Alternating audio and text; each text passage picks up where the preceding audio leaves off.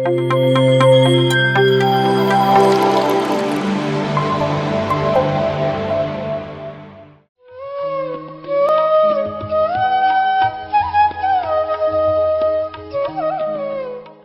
ಹೆಸರು ರಾಧಾ ಮೀನಾಕ್ಷಿ ಅಂತ. ನಮ್ಮದು ಬಳ್ಳಾರಿ. ಮೊದಲಿಗೆ ಬ್ರಹ್ಮರ್ಷಿ ಪಿತಾಮಹ ಪತ್ರಿಜಿ ಗುರುಗಳಿಗೆ, ಸಪ್ತ ಋಷಿಗಳಿಗೆ, ಸಪ್ತ ಮಾತೆಯರಿಗೆ, ಪಂಚಭೂತಗಳಿಗೆ, ಭೂಮಾತೆಗೆ, ಯೋಗ ಮಾತೆಗೆ, ಪ್ರಕೃತಿ ಮಾತೆಗೆ, ವಿಶ್ವಮಾತೆಗೆ ಧನ್ಯವಾದಗಳು. ನನ್ನ ತಂದೆ ತಾಯಿಗೆ, ನನಗೆ ಪ್ರತಿಕ್ಷಣ ಸಹಕಾರ ಕೊಡ್ತಿರೋ ನಮ್ಮ ಮನೆಯವರಿಗೆ, ನನಗೆ ಪ್ರೀತಿ ತೋರಿಸ್ತಿರೋ ಎಲ್ಲ ಆತ್ಮ ಬಂಧುಗಳಿಗೂ ಹೃದಯಪೂರ್ವಕ ಕೃತಜ್ಞತೆಗಳು. ನನಗೆ ಈ ಧ್ಯಾನ ಪರಿಚಯ ಸುಮಾರು 20 ವರ್ಷದ ಕೆಳಗೆ ಆಯಿತು. 2004ರಲ್ಲಿ ನನ್ನ ಮಗಳು ಸ್ಕೂಲ್ಗೆ ಹೋಗಬೇಕಾದ್ರೆ ಅಲ್ಲಿ ಸ್ಕೂಲಲ್ಲಿ ಈ ಆನಾಪಾನಸತಿ ಧ್ಯಾನವನ್ನು ಹೇಳಲಿಕ್ಕೆ ಮಕ್ಕಳಿಗೆ ಹೇಳಿಕೊಡೋ ಟೈಮ್ನಲ್ಲಿ ಪೇರೆಂಟ್ಸ್ಗೂ ಕರ್ಕೊಂಬನ್ನಿ ಅಂತ ನಮ್ಮನ್ನು ಕರೆಸಿದರು. ಆ ಟೈಮ್ನಲ್ಲಿ 41 ದಿನಗಳ ಕಾಲ ಈ ಆನಾಪಾನಸತಿ ಧ್ಯಾನವನ್ನು ಮಾಡಿಸಿದರು. ಅಲ್ಲಿ ನನಗೆ ಇದು ಪರಿಚಯವಾಗಿದ್ದು. ಅದಾದ ನಂತರ ಕೆಲವು ದಿನಗಳು ನಾನು ಮಾಡೋದು, ಕೆಲವು ದಿನಗಳು ಬಿಡೋದು, ಈ ಥರ ಆಯಿತು. ಅಲ್ಲಿ 41 ದಿನ ಕಾಲ ನಡೆಸಿದ್ದಾರೆ ಅಂತಂದರೆ ದಿನಾಲು ಬಂದು ಆ ಥರ ಏನು ಹೇಳೋದು ಇದ್ದಿಲ್ಲ. ಟೀಚರ್ಸ್ ಮಾತ್ರ ಹೇಳ್ತಾಯಿದ್ರು, ನಮ್ಮ ಶ್ವಾಸದ ಮೇಲೆ ನಮ್ಮ ಗಮನ ಇರಬೇಕು, ಧ್ಯಾನ ಮಾಡಿದರೆ ಒಳ್ಳೆಯದು ಅನ್ನೋದು ಮಾತ್ರ ತಿಳಿಸಿದರು. ಹಾಗೆ ಶಾಖಾಹಾರದ ಬಗ್ಗೆಯೂ ತಿಳಿಸಿಕೊಟ್ಟಿದ್ದರು. ಈಗ ಇರುವ ಪಂಪಾರೆಡ್ಡಿ ಸರ್, ರುದ್ರಾರೆಡ್ಡಿ ಸರ್, ಲಿಂಗನಗೌಡ್ರು ಸರ್ ಇವರು ಬಂದು ನಮಗೆ ಅಲ್ಲಿ ಹೇಳಿಕೊಟ್ಟು ಹೋಗಿದ್ದರು. ಧ್ಯಾನ ಮಾಡಿದರೆ ಒಳ್ಳೆಯದು ಅನ್ನೋದು ಮಾತ್ರ ಗೊತ್ತಾಗಿತ್ತು. ಇದಾದ ಮೇಲೆ ಕೆಲವು ದಿನಗಳು ನಾನು ಮಾಡೋದು, ಕೆಲವು ದಿನಗಳು ಬಿಡೋದು, ಈ ಥರ ಆಯಿತು. ಕಂಟಿನ್ಯೂ ಇರಲಿಲ್ಲ. ಅದೇ ಒಂದು ಸಮಯದಲ್ಲಿ ನಾವು ನಮ್ಮ ಮನೆ ಹತ್ರ ಒಂದು ಫ್ಯಾಮಿಲಿಯವರು ಅಚ್ಯುತಾಶ್ರಮ ಅಂತೇಳಿ ಹಂಪಿ ಹತ್ರ, ಅಲ್ಲಿ ಕೂಡ ಹೋಗಿ ಉಪದೇಶ ತಗೊಂಡ್ವಿ. ಅಲ್ಲಿ ಧ್ಯಾನ ತುಂಬ ಸ್ವಲ್ಪ ಕಷ್ಟಕರವಾಗಿದ್ದು, ಅದು ಕ್ರಿಯಾಯೋಗ, ಅದು ನನಗೆ ಮಾಡಲಿಕ್ಕೆ ಆಗಲಿಲ್ಲ. ಎಲ್ಲರೂ ಆ ಧ್ಯಾನ ಮಾಡ್ತಾಯಿದ್ರೆ ನನಗೂ ಗೊತ್ತಿರುವ ಈ ಧ್ಯಾನವನ್ನು ನಾನು ಮಾಡ್ತಾಯಿದ್ದೆ. ಹೀಗೆ ಬರ್ತಾ ಬರ್ತಾ ಸುಮಾರು ದಿನಗಳು ನನಗೆ ಬಿಡುವಾದಾಗ ಮಾಡೋದು ಮತ್ತು ಮಾಡದೇ ಇರೋದು, ಈ ಥರ ಕಂಟಿನ್ಯೂ ಇದ್ದಿಲ್ಲ. ಇದಾದ ಮೇಲೆ ಈಗ ನನಗೆ 2 ಹೆಣ್ಣುಡುಗರು, 2 ಹೆಣ್ಮಕ್ಳು ಅಂತಂದರೆ ದೊಡ್ಡವಳಿಗೆ ಮದುವೆ ಆಗಿ 2 ಗಂಡು ಹುಡುಗರು ಆದರು. ಸಣ್ಣವಳಿಗೆ ಸ್ವಲ್ಪ ಬೇಗ ಮದುವೆ ವಿಳಂಬ ಆಯಿತು. ಆದ ಕಾರಣ ನನಗೆ ಈ ಧ್ಯಾನ ಮಾಡಿದ್ರೆ ನಾವು ಅಂದುಕೊಂಡಿದ್ದೆಲ್ಲ ಆಗುತ್ತೆ ಅನ್ನೋದೊಂದು ಗೊತ್ತಿತ್ತಲ್ವ.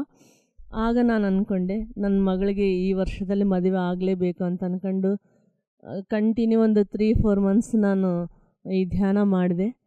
ಅಂದುಕೊಂಡಂಗೆ 4 ತಿಂಗಳಿಗೆ ನನ್ನ ಮಗಳ ಮದುವೆ ಆಯಿತು. ಅದು ಆಯಿತು, ಮತ್ತೆ ಕಂಟಿನ್ಯೂ ಇರಲಿಲ್ಲ ಇನ್ನು. ಆಗ ನನ್ನ ಜೀವನದಲ್ಲಿ ಒಂದು ಆಘಾತ ಅನ್ನೋದೊಂದು ನಡೆಯಿತು. ನನ್ನ ಮಗಳಿಗೆ, ದೊಡ್ಡ ಹುಡುಗಿಗೆ 27 ವರ್ಷ ಇದ್ದಾಗ ಅವಳಿಗೆ ಬ್ರೈನ್ ಸ್ಟ್ರೋಕ್ ಆಗಿ ಅವಳದು ಡೆತ್ ಆಯಿತು. ಆ ಒಂದು ಸಮಯದಲ್ಲಿ ನಿಜವಾಗ್ಲೂ ನನಗೆ ಲೈಫ್ನಲ್ಲಿ ಇನ್ನು ಅದಕ್ಕಿಂತ ದೊಡ್ಡ ನೋವು ಅನ್ನೋದು, ಇನ್ನು ದೊಡ್ಡ ಕಷ್ಟ ಅನ್ನೋದು ಇನ್ಯಾವುದು ಇರಲಿಕ್ಕಿಲ್ಲ. ಯಾಕೆಂದರೆ ಅವಳದು 27 ವರ್ಷ, ಚಿಕ್ಕ ವಯಸ್ಸು. ನೋಡ್ಲಿಕ್ಕೆ ಒಂದು 1000 ಮಂದಿ ಬಂದಿದ್ದರು. ಎಲ್ಲರೂ ಬೈಯೋದು ಆ ಭಗವಂತನೇ, ಇಷ್ಟು ಸಣ್ಣ ಹುಡುಗಿನ ಕರ್ಕೊಂಡೋದ ಎಂಥ ಕ್ರೂರಿ ಭಗವಂತ ಅಂತ. ನಿಜವಾಗ್ಲೂ ನನಗೆ ಆಗಲೂ ಅನಿಸಿದ್ದು, ಭಗವಂತ ಯಾರ ಮೇಲೆ ಯಾರು ದ್ವೇಷ ಅನ್ನೋದು ಇಟ್ಕೊಂಡಿರಲ್ಲ. ನಾವು ಮಾಡಿದ ಪಾಪ ಕರ್ಮಗಳೇ ನಮಗೆ ಈ ಜನ್ಮದಲ್ಲಿ ಕಾಡ್ತಾವನ್ನೋದು ನನಗೆ ಗೊತ್ತಿತ್ತು. ಕ್ಷಮೆ ಇವಾಗಲೂ ನಾನು ಆ ಭಗವಂತನಿಗೆ ಕೇಳ್ತೀನಿ. ಗತ ಜನ್ಮದಲ್ಲಿ ನಾನು ಯಾವ ತಾಯಿ ಮಗಳನ್ನ ಅಗಲಿಸಿದ್ನೋ ಈ ಜನ್ಮದಲ್ಲಿ ಹಿಂಗಾಗಿದೆ ಅನ್ನೋದು ನನಗೆ ಅನ್ನಿಸ್ತಾ ಇತ್ತು. ಆ ಒಂದು ಇನ್ನು ನೋವು ಇನ್ನು ಮುಗಿಲಾರ್ದ ಮುಂಚೆ ನನ್ನ ತಾಯಿ ಕೂಡ ನನ್ನ ಜೊತೆಗೇ ಇದ್ರವರು. ನನಗೆ ಧೈರ್ಯ ಹೇಳಿದ್ರವರು.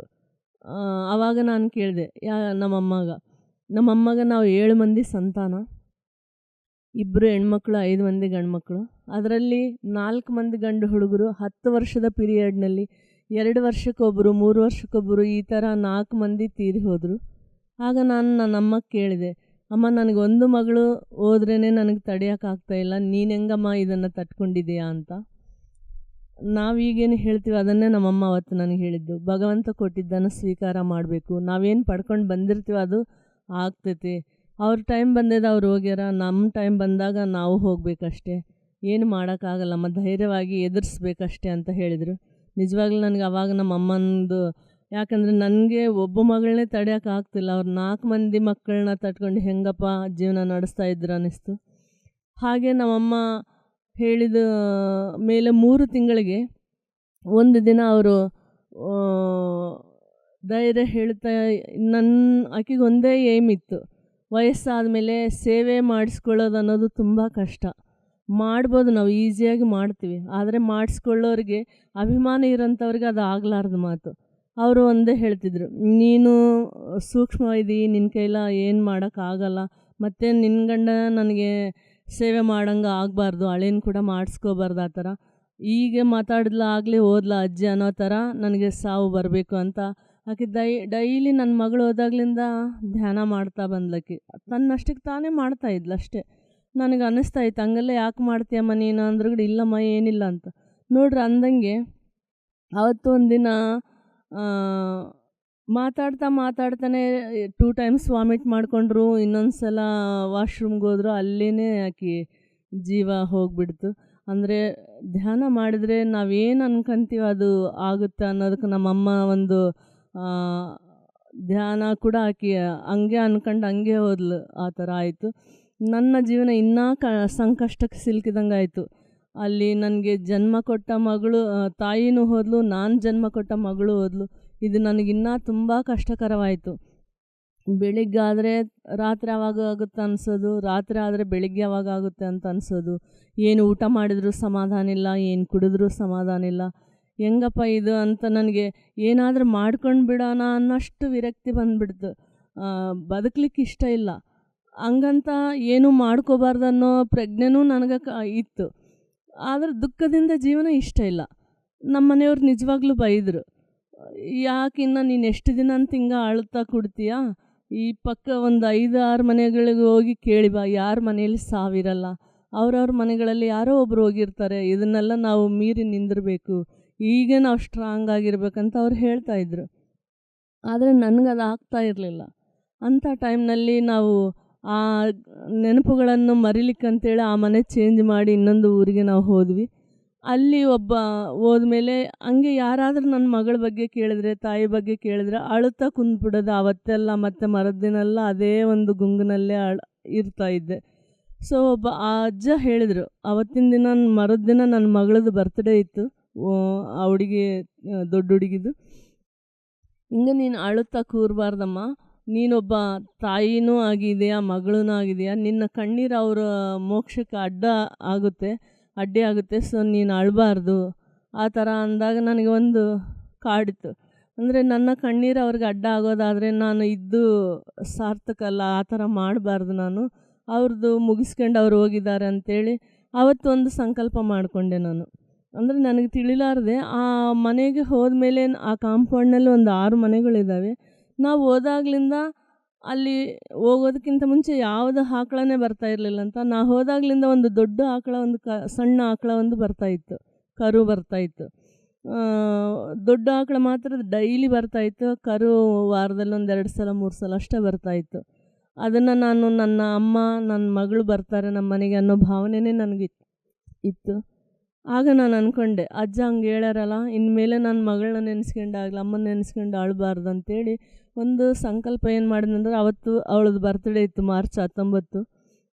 ಬೆಳಗ್ಗೆ ಎದ್ದು ಕೂಡಲೇ ಒಂದು ಸ್ವಲ್ಪ ಉಪ್ಪು ರವ ಮತ್ತು ಒಂಚೂರು ಬೆಲ್ಲ ಹಾಕಿ ಸ್ವೀಟ್ ಮಾಡಿದೆ. ಈ ಸ್ವೀಟ್ ನೀನು ಇವತ್ತು ಬಂದು ತಗೊಂಡು ಹೋಗಿದ್ರೆ ನಾನು ಖಂಡಿತ ನಿನ್ನ ನೆನೆಸ್ಕೊಂಡು ಯಾವತ್ತೂ ಅಳೋದಿಲ್ಲಮ್ಮ, ಏನೇ ಆಗಲಿ ನಾನು ಧೈರ್ಯ ತಂದುಕೊಳ್ತೀನಿ ಅಂತ ಒಂದು ಸಂಕಲ್ಪ ಮಾಡಿಕೊಂಡೆ. ಬೆಳಗ್ಗೆ ಎದ್ದು ಕೂಡಲೇ ಸ್ನಾನ ಮಾಡಿ ಅದನ್ನು ಮಾಡಿದ್ದೀನಿ.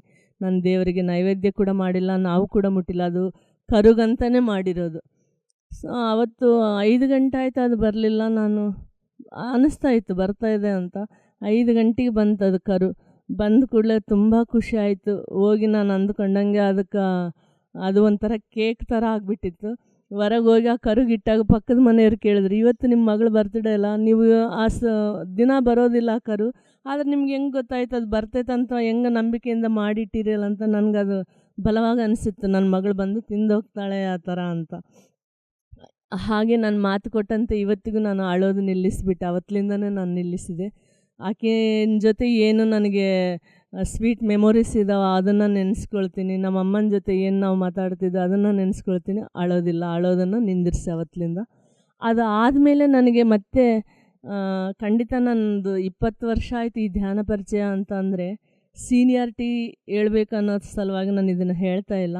ಎಷ್ಟು ವರ್ಷ ಅನ್ನೋದು ಮುಖ್ಯ ಅಲ್ಲ, ನಾವು ಎಷ್ಟು ಕ್ಲಾರಿಟಿಯಿಂದ ಎಷ್ಟು ಶ್ರದ್ಧೆಯಿಂದ ಎಷ್ಟು ದಿನಗಳ ಕಾಲ ಮಾಡೀವಿ ಅನ್ನೋದು ಮಾತ್ರ ಮುಖ್ಯ ಆಗುತ್ತೆ. ಈಗ ಇದಾದ ಮೇಲೆ ಒಂದು 5 ವರ್ಷದ ಕೆಳಗೆ ನನ್ನ ಮಗಳಾದ್ಮೇಲೆ ಕೆಲವು ದಿನಗಳ ನಂತರ ನಮ್ಮ ಮನೆ ಪಕ್ಕ ಇರೋರು ಸುವರ್ಣ ಅನ್ನೋರಿಗೆ ನಿಜವಾಗ್ಲೂ ಹೃದಯಪೂರ್ವಕ ಕೃತಜ್ಞತೆಗಳವರಿಗೆ. ಅವ್ರಲಿಂದ ಮತ್ತೆ ನನಗೆ ಈ ಧ್ಯಾನ ಪರಿಚಯ ಆಯಿತು.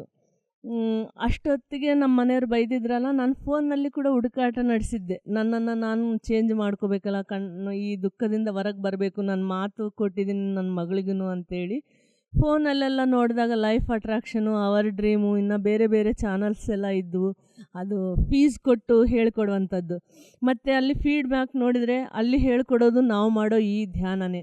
ಧ್ಯಾನ ಗೊತ್ತಿತ್ತು ನನಗೆ, ಧ್ಯಾನ ಮಾಡಿದರೆ ಏನೆಲ್ಲ ಅಂದ್ಕೊಂಡಿದ್ದು ಆಗುತ್ತೆ ಇಷ್ಟೇ ಗೊತ್ತಿತ್ತು.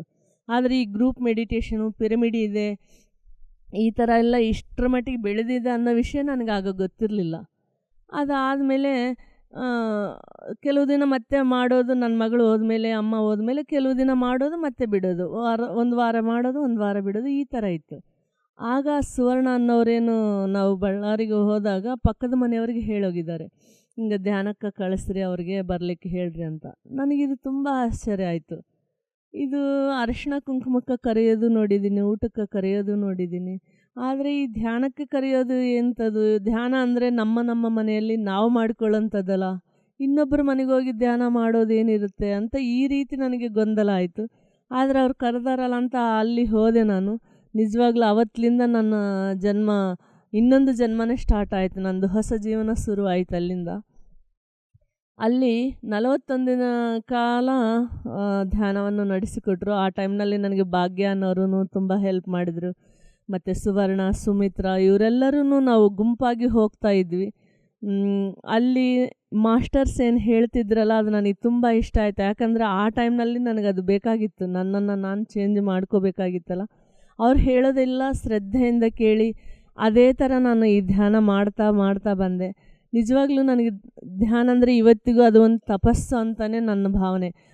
ಯಾಕೆಂದರೆ ಆ ಮಹಾದೇವ, ಆ ಪರಮಾತ್ಮ ಮಾಡುತ್ತಿರೋದೂ ಇದೇ ಧ್ಯಾನ, ಮತ್ತು ಆಂಜನೇಯ ಸ್ವಾಮಿ ಮಾಡೋದು ಇದೇ ಧ್ಯಾನ, ಎಲ್ಲ ಮುನಿಗಳು ನಮಗೂ ಗೊತ್ತಿರುವಂಗೆ ಮಾಡ್ತಿರೋದು ಕೂಡ ಇದೇ ಧ್ಯಾನ. ಅಂಥ ಒಂದು ಧ್ಯಾನವನ್ನು ನಾವು ಮಾಡ್ತಾಯಿದ್ದೀವಿ ಅಂತಂದರೆ ಅದರ ಮೇಲೆ ನಮಗೆ ಭಕ್ತಿ, ಶ್ರದ್ಧೆ, ನಂಬಿಕೆ, ವಿಶ್ವಾಸ ಇದ್ದು ಮಾಡಿದಾಗ ನಿಜವಾಗ್ಲೂ ಒಂದು ಅದ್ಭುತನೇ ಅನ್ನಿಸ್ತು. ಇವತ್ತಿಗೂ ನಾನು ಸ್ನಾನ ಮಾಡಿನೇ ಈ ಧ್ಯಾನ ಮಾಡ್ತೀನಿ ರೀ. ನನಗಷ್ಟು ಗೌರವ ಧ್ಯಾನ ಅಂತಂದರೆ. ಯಾಕೆಂದರೆ ಈ ಧ್ಯಾನಕ್ಕೆ ಮುಂಚೆ ನನಗೆ ಪ್ರತಿ ಕ್ಷಣ, ಒಂದು ಕ್ಷಣ ಕಳೆಯೋದು ಒಂದು ದಿನ ಆದಂಗೆ ಆಗ್ತಾಯಿತ್ತು ನನಗೆ. ಆ ಟೈಮ್ನಲ್ಲಿ ಈ ಜೀವನನೇ ಬೇಡಪ್ಪ ಅಂತ ವಿರಕ್ತಿ ಬಂದುಬಿಟ್ಟಿತ್ತು. ಅಂಥ ಒಂದು ನನ್ನ ಜೀವನ ಇವತ್ತಿಗೆ ಈ ಕ್ಷಣಕ್ಕೆ ನನಗೆ ಒಂದೊಂದು ದಿನ ಒಂದೊಂದು ಕ್ಷಣ ಥರ ನಾನು ಕಳೀತಾ ಇದ್ದೀನಿ.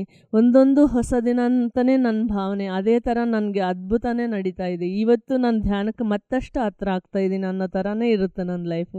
ಅಷ್ಟು ಚೆನ್ನಾಗಿ ನನಗಿದಾಗಿದೆ. ಈ 41 ದಿನಗಳಲ್ಲಿ ನನಗಾಗಿದ್ದು ಅಂತಂದರೆ, ನನಗೆ ಸಣ್ಣಾಗಿಂದನೂ ನನಗೆ ಕೃಷ್ಣ ಪರಮಾತ್ಮ ಅಂದರೆ ತುಂಬ ಇಷ್ಟ. ನಾವು ಮನೆಯಲ್ಲಿ ಪೂಜೆ ಅದು ಎಲ್ಲ ಮಾಡ್ತಾಯಿದ್ವಿ, ಆದರೆ ನನಗೆ ಯಾವತ್ತೂ ಭಗವಂತನ ದರ್ಶನ ಆಗಿರಲಿಲ್ಲ. ನನಗೆ ದರ್ಶನ ಆಗಿದ್ದೇನೆ ನನಗೆ ಕೃಷ್ಣ ಪರಮಾತ್ಮನ ದರ್ಶನ. ನನಗೆ ಇಲ್ಲಿ ನಮ್ಮ ಊರಲ್ಲಿ ಒಂದೇ ಟೈಮ್ನಲ್ಲಿ 3-4 ಮನೆಗಳಲ್ಲಿ ಧ್ಯಾನವನ್ನು ಇಟ್ಕೊಂಡಾಗ ನನಗೆ ಗೊತ್ತಿರೋ ನನಗೆ ಸಣ್ಣ ಪುಟ್ಟ ಆದ ಅನುಭವಗಳನ್ನು ಮತ್ತು ಮಾಸ್ಟರ್ಸ್ ಹೇಳಿದ್ದನ್ನು ನಾವು ಯಾವ ರೀತಿ ಮಾಡಬೇಕು ಅಂಥೇಳಿ ಅದ್ರ ಬಗ್ಗೆ ಒಂದು ಹಾಡು ಹಾಡೋದು, ಈ ಥರ ಮಾಡೋದಕ್ಕೆ ನನ್ನ ಪಕ್ಕ ಇರೋರೆಲ್ಲರೂ ನನಗೆ ಎಂಕರೇಜ್ ಮಾಡ್ತಾಯಿದ್ರು. ಅಕ್ಕ ನೀವು ಹೇಳಿ ಚೆನ್ನಾಗಿ ಹೇಳ್ತೀರಿ, ಇದ್ರ ಬಗ್ಗೆ ಏನಾದರೂ ಹೇಳಿ ಅಂತ. ಹಂಗೆ ಹೇಳಿದಾಗ ಇನ್ನು ಬಗ್ಲಿಗೆ ಇನ್ನೊಂದು ಮನೆ ಮಾಡಿದಾಗ ಅಲ್ಲಿ ಕೂಡ ಹೋಗಿ ಹೇಳಿ ಬರ್ತಾಯಿದ್ದೆ. ಜಸ್ಟ್ ಹಿಂಗೆ ಒಂದು 4-5 ಮನೆಗೆ ಹೇಳಿದ್ದೆ ನಾನು ಅಷ್ಟೇ, ಕ್ಲಾಸ್ ಅಂತೇಳಿ ಸಣ್ಣ ಪುಟ್ಟ ಕ್ಲಾಸ್ ಮಾಡಿದ್ದೆ. ಆ ಟೈಮ್ನಲ್ಲಿ ನನಗೆ ಧ್ಯಾನದಲ್ಲಿ ಮೊದಲನೇ ಅನುಭವ ಆಗಿದ್ದೆ, ನನಗೆ ಕೃಷ್ಣ ಪರಮಾತ್ಮ ಭಗವದ್ಗೀತೆ ಹಿಡ್ಕೊಂಡು ಬಂದಿದ್ದಾನೆ ಕ್ಲಾಸ್ ಮಾಡಲಿಕ್ಕೆ ಅವತ್ತು. ಅರೆ ಸರ್, ಇವತ್ತು ನೀವೇ ಬಂದುಬಿಟ್ಟಿದ್ದೀರಲ್ಲ, ಕ್ಲಾಸ್ ನೀವು ಮಾಡಿರಿ ಸರ್, ಭಗವದ್ಗೀತೆ ತಂದಿದ್ದೀರಾ, ಹೇಳಿ ಸರ್ ಅಂತ ನಾನು ಅಂತ ಇದ್ದೀನಿ. ಇಲ್ಲ ಮೇಡಮ್, ನೀವು ಚೆನ್ನಾಗಿ ಮಾಡ್ತಾಯಿದ್ದೀರಿ, ನೀವು ಮಾಡಿ ಕ್ಲಾಸ್ ನೀವು ಚೆನ್ನಾಗಿ ಮಾಡ್ತೀರಿ ಅಂತೇಳಿ ನನಗೆ ಹೇಳಿದರು ಅವರು. ಹಾಗೆ ಆ ಕೃಷ್ಣ ಪರಮಾತ್ಮನ ಅನುಮತಿ ನನಗೆ ದೊರೆಯುತ್ತಂತ ನನ್ನ ಭಾವನೆ. ಆವತ್ತಿನಿಂದ ಒಂದು ಸಲ ನನಗೆ ಮತ್ತೆ ಇದೇ ಧ್ಯಾನದಲ್ಲಿ ಆಗಿದ್ದ ಅನುಭವ ಅಂತಂದರೆ, ಪ್ರೇಮ್ನಾಥ್ ಸರ್ನ ನಾನು ದೈಹಿಕವಾಗಿ ಅವ್ರನ್ನ ನೋಡಿಲ್ಲ. ಆದರೆ ಅವರು ಪಿರಮಿಡ್ನಲ್ಲಿ ಬಂದು ಕಾಶಿನಾಥಪುರಂಗೆ 2 ಟಿಕೆಟ್ ತಗೊಳಮ್ಮ ಅಂತ ನನಗೆ 2 ಟಿಕೆಟ್ ಕೊಟ್ಟರು ಕಾಶಿಗೆ ಹೋಗಲಿಕ್ಕೆ. ನಾನು ಇದಾದ ನಂತರ ಧ್ಯಾನದಲ್ಲಿ ಆಗಿದ್ದು. ಒಂದು ವಾರಕ್ಕೆ ನಾನು ಸದಾನಂದ ಪಿರಮಿಡ್ಗೆ ಹೋದಾಗ ಅಲ್ಲಿ ನಿಜವಾಗ್ಲೂ ನಾನು ಯಾರನ್ನ ನೋಡಿದ್ದೀನೋ ಅದೇ ಸರ್, ಪ್ರೇಮ್ನಾಥ್ ಸರ್ ಬಂದಿದ್ದರು. ಅವ್ರನ್ನ ನೋಡಿ ಖುಷಿ ಆಗಿಬಿಡ್ತು ನನಗೆ.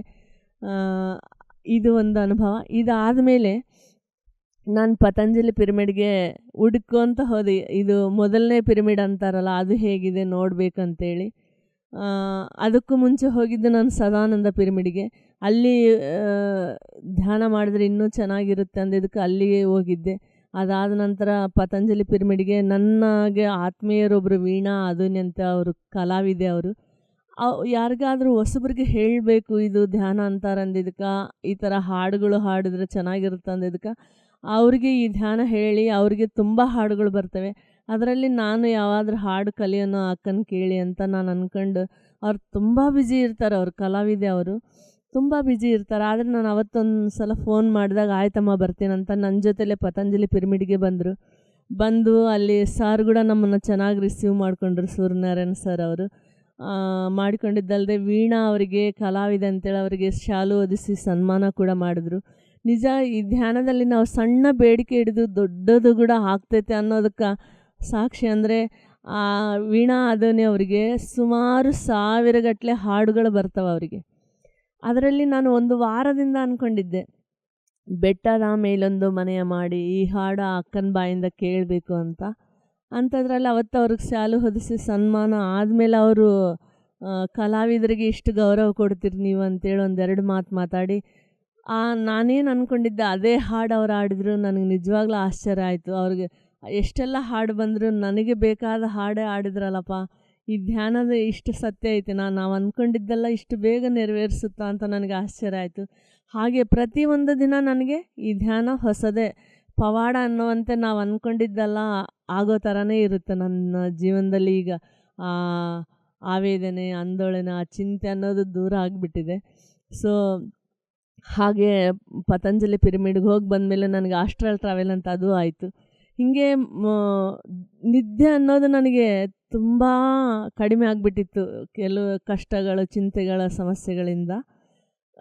ಅಪರೂಪ ನಿದ್ದೆ ಆಗಿಬಿಟ್ಟಿತ್ತು ನನಗೆ. ನೈಟ್ ನಿದ್ದೆ ಬರೋದು ಕಡಿಮೆ, ಇನ್ನು ಹಗಲು ನಿದ್ದೆ ದೂರದ ಮಾತು. ಅಂಥದ್ರಲ್ಲಿ ಈ ಧ್ಯಾನಕ್ಕೆ ಬಂದ ಮೇಲೆ ಒಂದು ಸಲ ಮಾಡಿ ಮಲಗಿದ್ದೀನಿ, ಹಾಗೆ 2 ತಾಸು ನಿದ್ದೆ ಬಂದುಬಿಟ್ಟೈತೆ ಹಗಲೊತ್ನಾಗ. ನಿಜವಾಗ್ಲೂ ನನಗೆ ಆವತ್ತಿನ ಮಟ್ಟಿಗೆ ನನಗೆ ಇದು ಮಿರಾಕಿಲ್ ಅನ್ನಿಸ್ಬಿಡ್ತು ನನಗೆ. ಯಾಕಂದರೆ ನಮಗೇನು ಬೇಕಾದ ಕೊಡ್ತೈತಿ ಈ ಧ್ಯಾನ ಅನ್ನೋದು. ಆರಾಮಾಗಿ ನಿದ್ದೆ ಮಾಡಿ ತುಂಬ ಖುಷಿ ಆಯಿತು. ಆ ರೀತಿ ಆಸ್ಟ್ರಲ್ ಟ್ರಾವೆಲೂ ಆಯಿತು. ಹಾಗೆ ಹೆಂಗೆ ಮಲಗಿದ್ದೀನಿ ಹಂಗೆ ಹೋಗ್ತಾ ಇದ್ದೀನಿ. ಸುತ್ತಮುತ್ತ ಕತ್ಲ ಇದೆ, ಗುಡ್ಡ ಬೆಟ್ಟಗಳು ನದಿಗಳು ದಾಟ್ತಾ ಹೋಗ್ತಾ ಇದ್ದೀನಿ. ಭಯ ಬಂದುಬಿಡ್ತು. ಅಷ್ಟೊತ್ತಿಗೆ ಮಾಸ್ಟರ್ಸ್ ಬಾಯಿಂದ ಕೇಳಿದ್ದೆ ನಾನು, ಆಸ್ಟ್ರಲ್ ಟ್ರಾವೆಲ್ ಆಗ್ತಾ ಇರುತ್ತೆ ಅಂತ. ಓಹೋ ಇದೇ ಇರ್ಬೋದು ಅಂತೇಳಿ ಸಾಕು, ನನಗಿನ್ನು ಮೇಲೆ ಹೋಗ್ಲಿಕ್ಕೆ ಆಗ್ತಾ ಇಲ್ಲ ಅಂತ ನಾನು ಅಂದ್ಕೊಂಡ ತಕ್ಷಣ ಮತ್ತೆ ಹಾಗೆ ನಾನು ಮಾಮೂಲು ಎಚ್ಚರ ಆಗಿಬಿಡ್ತು ನನಗೆ. ಈ ರೀತಿ ಆದಮೇಲೆ ಮತ್ತೆ ನನಗಾಗಿದ್ದು ಇದೇ ಸಲ ಒಂದು ಸಲ ಸೂರ್ಯನಾರಾಯಣ್ ಸರ್ ಅವ್ರು ಫೋನ್ ಮಾಡಿ, ಹಿರೇಹಾಳ್ಗೆ ನೀವು ಕ್ಲಾಸ್ ಮಾಡಲಿಕ್ಕೆ ಹೋಗಬೇಕಮ್ಮ ಅಂತಂದರು. ಸರ್ ನನಗಿನ್ನೂ ಹೊರಗಡೆ ಎಲ್ಲ ಹೋಗಿ ಹೇಳೋಕೆ ಭಯ ಆಗುತ್ತೆ ಸರ್, ನನಗಿನ್ನೂ ಅಷ್ಟು ಜ್ಞಾನ ಇಲ್ಲ, ನನಗೆ ಆ ಥರ ಹೇಳೋದಾಗಲ್ಲ ಸರ್ ಅಂದಾಗ, ನೀವು ಇದರಲ್ಲಿ ದೊಡ್ಡ ಜ್ಞಾನ ಅಂತ ನೀವೇನೋ ಅಂದ್ಕೋಬೇಡಿ, ನಿಮ್ಗೆ ಈ ಧ್ಯಾನದಲ್ಲಿ ತುಂಬ ಚೆನ್ನಾಗಿ ಆಗಿದಾವಲ್ಲ, ಸಣ್ಣ ಸಣ್ಣ ಅನುಭವಗಳನ್ನೇ ಅಲ್ಲಿ ಹೇಳ್ರಿ, ನೀವು ನನ್ನ ಹತ್ರ ಮಾತಾಡ್ದಂಗೆ ಅಲ್ಲಿ ಹೇಳ್ರಿ ಅಷ್ಟೇ ಅಂದರು. ಸರಿ ಅಂತ ಅಲ್ಲಿ ಹೋಗಿ ತುಂಬ ಚೆನ್ನಾಗಿ ನನಗೆ ಕ್ಲಾಸ್ ನಡೆಸಿಕೊಟ್ಟೆ ನಾನು ಅವತ್ತು. ಎಲ್ಲರಿಗೂ ಖುಷಿ ಆಯಿತು. ಮರುದಿನ ಅವರು ನಾಳೆ ಇವತ್ತು ಇಲ್ಲೇ ಉಳ್ಕೊಂಬಿಡ್ರಿ, ನಾಳೆ ಸಾರ್ ಬರ್ತಾರೆ, ಅವ್ರನ್ನ ಮೀಟಾಗಿ ಹೋಗುವಂತ್ರಿ ಅಂದಿದ್ದಕ್ಕೆ ನನಗೂ ತುಂಬ ಖುಷಿ ಆಯಿತು. ಇಷ್ಟಕ್ಕೆ ಮುಂಚೆ ಈ ಹೀರಾಳಿಗೆ ಹೋಗೋದಕ್ಕಿಂತ ಒಂದು ವಾರದ ಕೆಳಗೆ ನನಗೆ ಧ್ಯಾನದಲ್ಲಿ ಅನುಭವ ಆಗಿದ್ದೇನೆಂದರೆ, ನಾನು ನಮ್ಮ ಮನೆ ಒಳಗೆ ಇದ್ದೀನಿ, ಯಾರೋ ಒಬ್ಬರು ಬಂದು ಏನಮ್ಮ ನಿನ್ನ ಮನೆಗೆ ಗುರುಗಳು ಬರ್ತಾ ಇದ್ದಾರೆ, ಕರಿಬಾಮ್ಮ ಅವ್ರನ್ನ ಮನೆ ಒಳಗೆ ಅಂತ ಅಂದಾಗ, ನಾನು ಅಲ್ಲಿವರೆಗೂ ನಾನು ಪತ್ರಿಜಿ ಸರ್ ಅವ್ರನ್ನ ನೋಡಿಲ್ಲ, ಕೇಳಿದ್ದೆ ಆಗಲಿ ನಾನು ಅವ್ರನ್ನ ನೋಡಿರಲಿಲ್ಲ. ಹೌದಾ, ನಮ್ಮ ಮನೆಗೆ ಗುರುಗಳು ಬರ್ತಾರಾ ಅಂತ ನಾನು ಆಶ್ಚರ್ಯದಿಂದ ಹೊರಗಡೆ ಹೋಗಿ ನೋಡ್ತಾ ಇದ್ದೀನಿ. ಅವ್ರನ್ನ ಆ ಕಡೆ ಒಬ್ರು ಈ ಕಡೆ ಒಬ್ರು ಕೈ ಹಿಡ್ಕೊಂಡು ಬರ್ತಾ ಇದ್ದಾರೆ. ಬಿಳಿ ಗಡ್ಡ ಇದೆ, ಸಿಲ್ಕ್ ಜುಬ್ಬ ಪೈಜಾಮ ಹಾಕಿದ್ದಾರೆ. ಅವರು ತದೇಕ ದೃಷ್ಟಿಯಿಂದ ನನ್ನನ್ನು ನೋಡ್ತಾ ಇದ್ದಾರೆ. ನಾನು ಅವ್ರನ್ನೇ ಹಾಗೆ ನೋಡಿದ್ದೀನಿ. 10 ನಿಮಿಷಗಳ ಕಾಲ ಹೀಗೆ ನೋಡಿದ್ದೀವಿ ಅಷ್ಟೇ. ಬನ್ನಿ ಸರ್ ಒಳಗಡೆ ಅಂತ ನಾನು ಅನ್ನಲೇ ಇಲ್ಲ, ಅವರು ಬರಲೇ ಇಲ್ಲ. ಇಷ್ಟೇ ನನಗೆ ಧ್ಯಾನದಲ್ಲಾಗಿದ್ದು. ಇದಾದಮೇಲೆ ಮಂಜುನಾಥ್ ಅವ್ರಿಗೆ ನಿಜವಾಗ್ಲೂ ನಾನು ತುಂಬ ಮನಸ್ಸು ತುಂಬ ಹೃದಯ ತುಂಬ ಧನ್ಯವಾದಗಳು, ಕೃತಜ್ಞತೆಗಳು ತಿಳಿಸ್ತೀನಿ ಅವ್ರಿಗೆ. ಅವರು ಅವತ್ತು ಉಳಿಸ್ಕೊಂಡಿದ್ದಕ್ಕಾಗಿ ನನ್ನ ಗುರುಗಳನ್ನ ನಾನು ನೋಡೋ ಹಾಗಾಯಿತು. ಆವತ್ತು ನಾನು ಮರುದಿನ ಸಾರ್ ಅವರೇನು ಕಾರ್ಲಿಂದ ಇಳಿದ್ರಲ್ಲ, ಇಳಿದ ತಕ್ಷಣ ಅವರು ಒಂದೇ ರೀತಿ ಒಂದು 5-10 ನಿಮಿಷಗಳ ಕಾಲ ಹಾಗೇ ನನ್ನ ನೋಡ್ತಾ ಇದ್ದಾರೆ. ನಾನು ಅವ್ರನ್ನ ನೋಡಿದ್ದೀನಿ. ಅಲ್ಲಿ ಕೂಡ ಅಲ್ಲಿ ಸಾಯಿಬಾಬಾ ಈಶ್ವರ ಮರ್ಕಬಾ ಪಿರಮಿಡ್ನಲ್ಲಿ 1 ಗಂಟೆಗಳ ಕಾಲ ಸಾರ್ ಜೊತೆಗೇ ಇದ್ದೀನಿ. ಅವ್ರ ಪಾದ ಮುಟ್ಟಿ ಅವ್ರ ಪಾದದ ಹತ್ರ ಕೂತಿದ್ದೀನಿ. ಅವ್ರ ಪಾದ ಒತ್ತುತ್ತಾ ಕೇಳಿರೋದು 2 ಮಾತು: ನಿಮ್ಮ ಸೇವಾ ತತ್ವವನ್ನು ನೀಡಿ, ನಿಮ್ಮ ಪ್ರೇಮ ತತ್ವವನ್ನು ನೀಡ್ರಿ ಸರ್ ಅಂತ. ಈ ಭಾಗ್ಯ ನನಗೂ ಆಶೀರ್ವಾದ ಮಾಡಿ ಅಂತ. ಆದರೆ ನನ್ನ ಹೆಸರು ಇದು ಸರ್, ನಮ್ಮೂರು ಇದು ಸರ್ ಅಂತ ನನಗೆ ಪರಿಚಯ ಮಾಡಿಕೊಳ್ಳೇ ಇಲ್ಲ. ನನಗೆ ಅದಾಗಲೇ ಇಲ್ಲ, ಮಾತೇ ಆಡಲಿಲ್ಲ. ಅವರು ನೋಡೋದು ನಾನು ನೋಡೋದು ಇದೇ ಥರ ಆಯಿತು. ಇದಾದಮೇಲೆ ಬಂದ ಮೇಲೆ ಮತ್ತೆ ಸೂರ್ಯನಾರಾಯಣ್ ಸರ್ ಅವ್ರು ನನಗೆ ಒಂದು ಕ್ವಶನ್ ಮಾಡಿದರು: ಏನಮ್ಮ ಸರ್ನ ನೀವು ಮೀಟ್ ಆದ್ರಾ ಅಂತ. ಹೌದು ಸರ್, ನಾನು ಅವ್ರ ಜೊತೆಲೇ 1 ಗಂಟೆಗಳ ಕಾಲ ಅವ್ರ ಜೊತೆಯಲ್ಲೇ ಇದ್ದೆ ಸರ್ ಅಂತಂದು. ಮತ್ತು ಮಾತಾಡಿಸಿದ್ರು ಅವ್ರನ್ನಂದರೆ, ಇಲ್ಲ ಸರ್ ಮಾತಾಡ್ಸ್ಲಿಕ್ಕೆ ಆಗಲಿಲ್ಲ. ಮತ್ತು ಅವರು ನಿನ್ನ ನೋಡಿದ್ರೇನಮ್ಮ ಅವರು? ಹೌದು ಸರ್, ಅವರು ನೋಡಿದರು, ನಾನು ನೋಡಿದೆ. ಎಷ್ಟೊತ್ತು ನೋಡಿದ್ರು? ಹೌದು ಸರ್, ಎಷ್ಟೊತ್ತು ನೋಡಿದ್ರು. ನನಗೆ ಅರ್ಥ ಆಗಲಿಲ್ಲ, ಇವ್ರು ನೋಡೋದನ್ನೇ ಯಾಕೆ ಕೇಳ್ತಾರೆ ಹಿಂಗ ಅಂತ. ಆದರೆ ಇದಾದಮೇಲೆ ಕೆಲವು ದಿನಗಳಲ್ಲಿ ನಾನು ಒಂದು ಬುಕ್ನಲ್ಲಿ ಓದಿದ್ದೆ, ಅದು ಮೀನ ದೀಕ್ಷೆ ಅಂತ. ಅಂದರೆ ಒಬ್ಬ ಗುರುಗಳು ಶಿಷ್ಯರಿಗೆ ಕಣ್ಣಿನಿಂದ ಉಪದೇಶ ಕೊಡುವುದೇ ಮೀನ ದೀಕ್ಷೆ ಅಂತ. ಆವತ್ತು ನನಗೆ ಬಹುಶಃ ನನಗೆ ಅನುಮತಿ ಕೊಟ್ಟಿದ್ದಾರೆ ಈ ಧ್ಯಾನ ಪ್ರಚಾರಕ್ಕೆ, ಈ ಆಧ್ಯಾತ್ಮಿಕ ಜೀವನಕ್ಕೆ ನನಗೆ ಅವಕಾಶ ಮಾಡಿಕೊಟ್ಟಿದ್ದಾರೆ ನನಗೆ ಅಂತ ನನಗೆ ಅನ್ನಿಸ್ತು. ಆ ರೀತಿ ನನಗೆ ಅದೇ ಫಸ್ಟ್ ಟೈಮು, ಅದೇ ಲಾಸ್ಟ್ ಟೈಮ್ ನಾನು ಸಾರ್ ಅವ್ರನ್ನ ಮೀಟ್ ಆಗಿದ್ದು, ಮತ್ತೆ ಮೀಟ್ ಆಗಲೇ ಇಲ್ಲ. ಈ ರೀತಿ ನಂದು ಇರಬೇಕಾದ್ರೆ ನಿಜವಾಗ್ಲೂ ಮತ್ತೆ ಇನ್ನೊಂದು ಸಲ ನನಗೆ ಇದೇ ಧ್ಯಾನ ಮಾಡುವಾಗ, ಧ್ಯಾನದಲ್ಲಿ ನಾನು ಚಿಕ್ಕ ಮಕ್ಕಳಿಗೆ ಹೋಗಿ ಧ್ಯಾನ ಹೇಳ್ಕೊಡ್ತಾ ಇದ್ದೀನಿ. 5-6 ವರ್ಷದ ಮಕ್ಕಳು ಎಲ್ಲರೂ ಹಿಂಗೆ ಪಕ್ಕಕ್ಕೆ ಕುಂತಿದ್ದಾರೆ. ಧ್ಯಾನ ಮಾಡ್ತಿರ್ಬೇಕಾದ್ರೆ ಒಂದು ಹುಡುಗಿ, ನನ್ನ ಬಗಲಿಗೆ ಇರೋ ಹುಡುಗಿ, ಒಂದು ಬಾಣ ಬಿಟ್ಬಿಟ್ಟಿದ್ದಾಳೆ. ಅದು ಆ ಬಾಣ ಬಿಟ್ಟಿದ್ದಕ್ಕೆ ನನಗೆ ಹಿಂಗೆ ಮುಂದೆ ಎಲ್ಲ ಸೀರೆ ಎಲ್ಲ ಮುಂದೆ ಮೈಯೆಲ್ಲ ಸುಟ್ಟೋಗ್ಬಿಡ್ತು ನನಗೆ. ಆದ್ರೂ ನಾನು ಕಣ್ಣು ತೆಗಿದಂಗೆ, ಏನಮ್ಮ ಈ ಹುಡುಗಿನ ಕರ್ಕೊಂಡೋಗ್ರಿ, ಬಾಣ ಬಿಡ್ತಾ ಇದ್ದಾಳೆ ಧ್ಯಾನ ಮಾಡಲಾರ್ದೆ ಅಂತ ಅವ್ರ ಪೇರೆಂಟ್ಸ್ಗೆ ಹೇಳಿ ಕರ್ಕೊಂಡೋಗಿ ಅಂತೇಳಿ ಮತ್ತು ಹಾಗೆ ಧ್ಯಾನಕ್ಕೆ ಕುಂತಿದ್ದೀವಿ. ಒಂದು ಸ್ವಲ್ಪ ಹೊತ್ತು ಆದಮೇಲೆ ಧ್ಯಾನದಲ್ಲೇ ಕಣ್ಣು ತೆಗೆದು ನೋಡಿದಾಗ ನಮ್ಮ ಮೇಡಮ್ ಅವರು, ಗೀತಾ ಮತ್ತು ಭಾಗ್ಯ ಮೇಡಮ್ ಅಂತ ಇಬ್ಬರು ಬಂದು ನಿಂತಿದ್ರು. ಅವರು ಚಪ್ಪಾಳೆ ಎಲ್ಲ ಹೊಡೆದ್ರು. ನಾನು ಹೇಳಿದೆ, ಮೇಡಮ್ ನನಗೆ ಧ್ಯಾನದಲ್ಲಿ ಹಿಂಗೆ ಒಂದು ಹುಡುಗಿ ಬಾಣ ಸುಟ್ಬಿಟ್ರೆ ಹಿಂಗೆ ನನ್ನ ಮೈಯೆಲ್ಲ ಸುಟ್ಟೋಗ್ಬಿಡ್ತು ಮೇಡಮ್ ಅಂತ ಹೇಳಿದಾಗ ಅವ್ರು ಹೇಳಿದರು, ಏನು ಮೇಡಮ್ ನೀವು ಧ್ಯಾನ ಮಾಡುತ್ತಾ ಕೂಡ ನೆಗೆಟಿವ್ ಆಗಿ ನಾವು ಮಾತಾಡಬಾರ್ದು, ನೆಗೆಟಿವ್ನು ನಾವು ಪಾಸಿಟಿವ್ ಮಾಡ್ಕೋಬೇಕು ಅಂತ ಮೇಡಮ್ ಅವ್ರು ಅಂದಾಗ, ಹೌದು ಮೇಡಮ್ ನಾನು ಹಾಗೆ ಅಂದ್ಕೊಂಡಿದ್ದೀನಿ. ಈ ನನ್ನ ಕರ್ಮಗಳು ಸುಟ್ಟೋಗಿದ್ದಾವೆ ಅಂತಲೇ ನಾನು ಅಂದ್ಕೊಂಡಿದ್ದೀನಿ ಮೇಡಮ್. ಅಂದರೆ ಅವರು ಗ್ರೇಟ್ ಮೇಡಮ್, ನಮ್ಮ ಆಲೋಚನೆ ಹಾಗೆ ಇರಬೇಕಂತ ಅವರು ಚಪ್ಪಾಳೆ ಮಾಡಿದರು. ಇದು ಆದಮೇಲೆ ನೋಡ್ರಿ, ಧ್ಯಾನ ಈ ಅನುಭವ ನನಗೆ ಧ್ಯಾನದಲ್ಲಿ ಬಂದಿದ್ದು. ಇದಾದಮೇಲೆ 1 ವಾರಕ್ಕೆ ನನ್ನ ಮನೆಯಲ್ಲಿ ಸಾರಿಗೆ ಒಗ್ಗರಣೆ ಕೊಡಬೇಕಾದ್ರೆ ಆ ಚಮಚೆಯಲ್ಲಿ ಒಂದು ಸಣ್ಣ ಕೆಂಪಿರುವೆ ಬಿದ್ದಿತ್ತು. ಅದನ್ನು ಒಂದು ಸಣ್ಣ ಸ್ಪೂನ್ಲಿ ತೆಗಿಬೇಕಾದ್ರೆ ಮತ್ತೆ ನನಗೆ ಆ ಕೈ ಮೇಲೆ ಎಣ್ಣೆ ಬಿದ್ದು ನನ್ನ ಕೈ ಸುಟ್ಟೋಯ್ತು. ಅಲ್ಲಿ ನನಗೆ ಅನಿಸ್ತು, ಫಸ್ಟ್ ನನಗೆ ಧ್ಯಾನದಲ್ಲಿ ಇನ್ಫಾರ್ಮೇಷನ್ ಸಿಕ್ತು, ಈ ರೀತಿ ನಿನಗೆ ಮುಂದೆ ಆಗೋದಿದೆ ಅಂತ.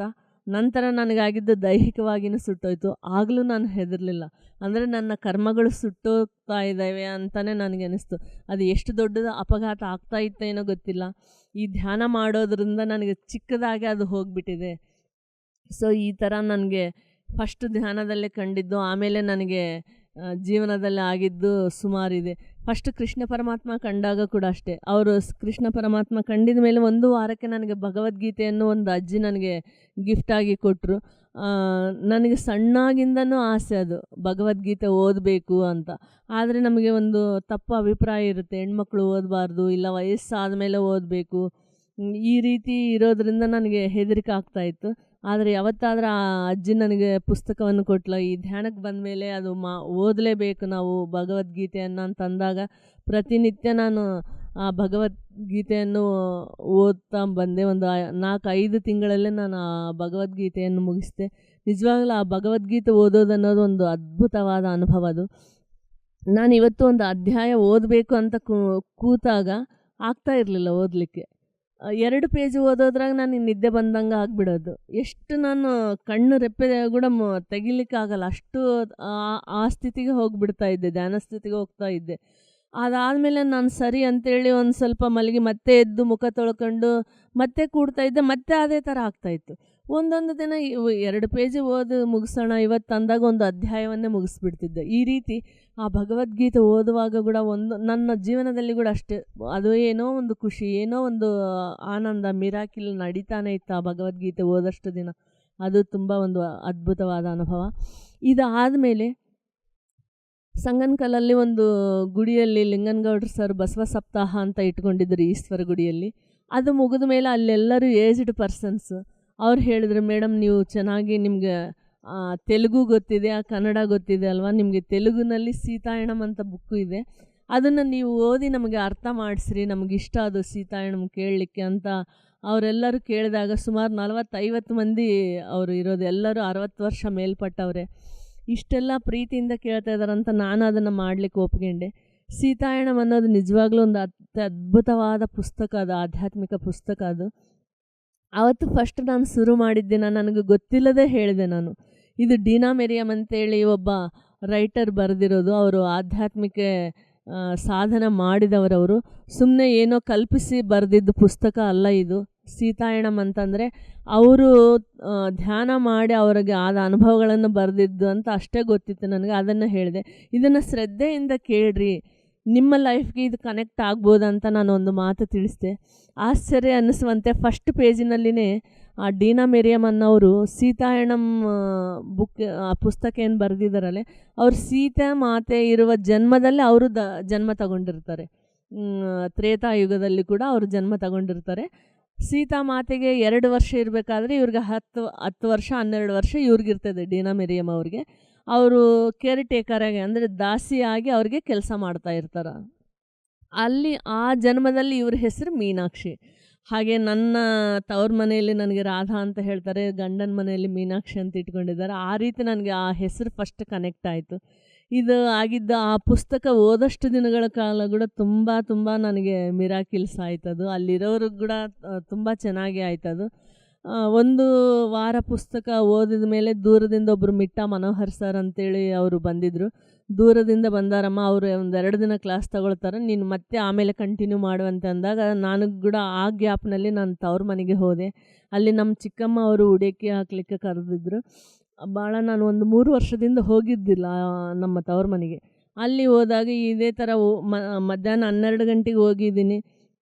ನಾನು ಮುಖ ತೊಳ್ಕೊಂಡು ಊಟ ಮಾಡೋಷ್ಟೊತ್ತಿಗೆ 1 ಗಂಟೆ 1:15 ಆಯಿತು. ನಾನು ಪಕ್ಕದ ಮನೆ ಚಂದ್ರಮ್ಮ ಆಂಟಿ ಹೆಂಗಿದಾರ ಚಿಕ್ಕಮ್ಮ ಅಂತ ಕೇಳಿದೆ. ಅರೆ ನಿನ್ನ ಅವಾಗವಾಗ ಕೇಳ್ತಾನೆ ಇರ್ತಾರೆ, ಹೋಗಿ ಮಾತಾಡ್ಸುವ, ಆಕೆಗೆ ಕಣ್ಣು ಆಪ್ರೇಷನ್ ಆಗೈತಿ, ಹೋಗಿ ಮಾತಾಡ್ಸ್ಬರೋಗಿ ಹೋಗು ಅಂತ ಅಂದಾಗ ನಾನು ಸರಿ ಅಂತ ಅವ್ರ ಮನೆಗೆ ಹೋದೆ. ಅಲ್ಲಿ ಅವರು ಸುಮ್ಮನೆ ಹೀಗೆ ಕೂತ್ಕೊಂಡಿದ್ರು. ಹೀಗೆ ಆರಾಮಿದೆಯಾ ಅಂತ ಮಾತಾಡಿಸಿದಾಗ ನನ್ನ ಮಗಳು ಹೋಗಿದ್ದು ನಾನು ಹೆಂಗಿರ್ತೀನೋ ಏನೋ ಅಂತ ಅವ್ರು ಅಂದ್ಕೊಂಡಿದ್ರು. ನಿನ್ನ ಮಗಳದ್ದು ಹಿಂಗೆ ಆಗೈತಲ್ಲ ಹಂಗೆ ಅಂತೆಲ್ಲ ಪರಾಮರಿಕೆ ಮಾಡಿದ್ರು. ಅದಾದಮೇಲೆ ನೀವೇನು ಮಾಡ್ತೀರಾ ಆಂಟಿ ಅಂದರೆ, ಏನು ಮಾಡಬೇಕಮ್ಮ, ದಿನಾಲು ರಾಮಕೋಟಿ ಬರಿತಾ ಇದ್ದೆ ನಾನು, ಈಗ ಒತ್ತೇ ಹೋಗ್ತಾ ಇಲ್ಲ, ಟೈಮ್ ಪಾಸ್ ಮಾಡೋದೇ ಕಷ್ಟ ಆಗಿದೆ, ಸುಮ್ಮನೆ ಕುತ್ಕೊಂಡು ಬೋರ್ ಆಗಿಬಿಟ್ಟಿದೆ ನನಗೆ ಅಂತಂದ್ರು ಅವರು. ಆವಾಗ ನಾನು ಅಂದೆ, ಹಂಗೆ ಯಾಕೆ ಅನ್ಕೊತೀರಿ, ಕಣ್ಣೆರಡು ಮುಚ್ಕೊಂಡು ಕೈ ಕಟ್ಕೊಂಡು ಧ್ಯಾನ ಮಾಡಿರಿ, ಬಹಳ ಒಳ್ಳೆಯದು ನಿಮಗೆ, ಇನ್ನು ಈ ಟೈಮ್ನಲ್ಲಿ ಧ್ಯಾನ ಮಾಡಿರಿ ನೀವು ಅಂತ ಹೇಳಿದೆ ನಾನು. ಅವರಿಗೆ ಶಾಕ್ ಆಗಿಬಿಡ್ತು. ಅವ್ರಿಗೆ ಯಾಕೆ ಶಾಕ್ ಆಯ್ತು ಅಂದರೆ, ಅವ್ರು ಸುಮಾರು 6 ವರ್ಷಗಳಿಂದ ಶ್ರೀರಾಮ ಅಂಥೇಳಿ ರಾಮಕೋಟಿ ಬರಿತಾ ಇದ್ದಾರಂತೆ. ಆದರೆ ಕಣ್ಣು ಆಪ್ರೇಷನ್ ಆಗಿರೋದ್ರಿಂದ ಡಾಕ್ಟರ್ ಹೇಳಿದ್ದಾರೆ, ಇನ್ನು ನೀನು ಬರಿಬಾರ್ದಮ್ಮ ಅಂತ. ಇದಾದಮೇಲೆ ನಾನು ಹೋಗೋದಕ್ಕಿಂತ 1 ವಾರದ ಮುಂಚೆ ಶ್ರೀರಾಮಚಂದ್ರ ಅವ್ರಿಗೆ 2 ಸಲ ಕನಸಿನಲ್ಲಿ ಕಂಡು, ಹಿಂಗೆ ಹೈಟ್ ಇದ್ದ, ಕರ್ರಾಗ ಇದ್ದ, 3 ನಾಮ ಹಚ್ಕೊಂಡಿದ್ದ, ನೀನು ಇನ್ನು ರಾಮಕೋಟಿ ಬರೆಯೋದು ಸಾಕು, ಕಣ್ಣು ಮುಚ್ಕೊಂಡು ಧ್ಯಾನ ಮಾಡು ಅಂತ ಹೇಳಿದರು. ಇವತ್ತು ನೀನು ಅದನ್ನೇ ಹೇಳ್ತಾ ಇದೆಯಲ್ಲ, ಏನು ಧ್ಯಾನ ಅಂದರೆ, ನನ್ನ ಮೊಮ್ಮಗಳಿಗೆ ಕೇಳಿದೆ, ನನಗೆ ರಾಮ ಕಂಡು ಹಿಂಗೆ ಹೇಳಿದ ಧ್ಯಾನ ಮಾಡಂತ, ಏನದು ಅಂತ ಕೇಳಿದೆ ನನ್ನ ಮೊಮ್ಮಗಳಿಗೆ.